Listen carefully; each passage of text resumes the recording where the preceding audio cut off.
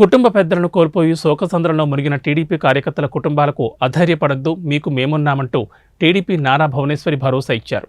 నారా భువనేశ్వరి నిజం గెలవాలి పేరిట ఉత్తరాంధ్రలో పర్యటిస్తున్నారు. అందులో భాగంగా విశాఖపట్నం గాజువాకలో పర్యటించారు.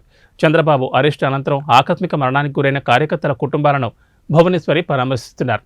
బాధిత కుటుంబాలకు 3 లక్షల రూపాయల చెక్కును అందించి ఆర్థిక సహాయం చేశారు.